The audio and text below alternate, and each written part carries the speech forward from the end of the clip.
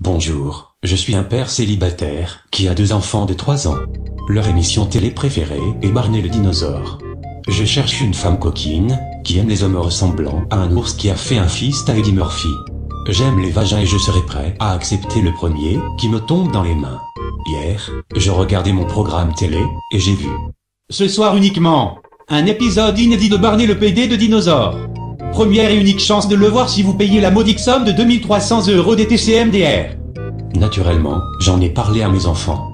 Bien sûr ils ont dit oui quand l'heure arriva, ils foncèrent au salon, et se heurta la tête François Hollande, qui traînait là au milieu de leur trajet. Ils allumèrent la télé et s'assirent sur les genoux de l'oncle Jeancul. Le générique se joua. Cependant, quelque chose n'allait pas. Pour commencer, je pouvais vaguement entendre des murmures derrière la musique, et ça semblait morbide. Des murmures qui parlaient de jeter des restants de plats dans la récupération.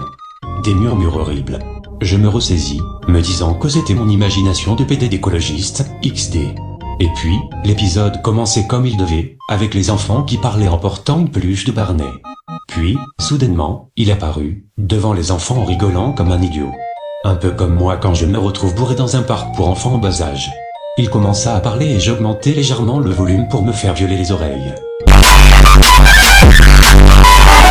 Barney avait l'air bizarre, comme si 2 personnes parlaient en même temps, un avec sa voix normale, et une autre plus démoniaque, plus politique, au moins. Je tentais de l'ignorer. C'est alors que Barney dit. Salut les enfants, aujourd'hui nous allons parler des maladies transmissibles sexuellement. Il eut un silence gênant. J'y déconne, mon coco, on va parler de la mort. Je tombais sur le cul, auquel j'étais déjà assis dessus en entendant ça. Je voulus m'éteindre, mais pour une raison scénaristique je ne pouvais pas.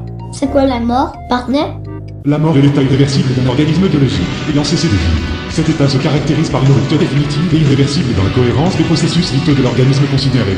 Au niveau cellulaire, la mort désigne l'arrêt des fonctions de base d'une cellule.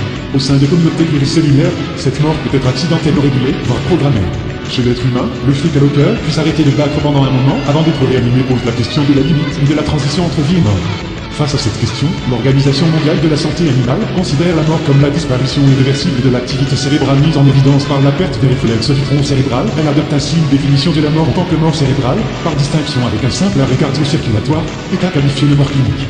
Étrangement, mes enfants continuèrent à regarder, non affectés par le plein de culture générale qui se passait à l'écran. Barney tua tous les enfants du plateau un par un, chaque fois en rugissant comme un PD. Les enfants tentèrent de fuir Barney, criant, pleurant et implorant d'être nidés. Barney fit un sourire mauvais et se tourna directement devant la caméra. Rappelez-vous, les enfants, inutile de vous cacher sous le lit et de fermer vos portes, parce que, un jour ou l'autre, où que vous soyez je vous retrouverai et je vous tuerai. Parce que je suis la justice.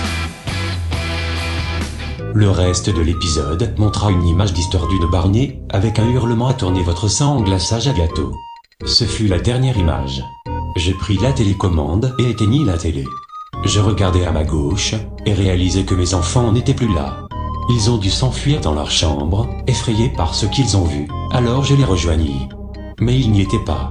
Je me tournai et vis un Barney démoniaque couvert de sang, marchant doucement vers moi. Même quand il m'eut tué, il chantait encore sa putain de chanson. Et même quand il m'a tué, j'étais capable d'écrire sur ma putain d'histoire. Désolé, je dois partir, ma maman me dit que le dîner est prêt.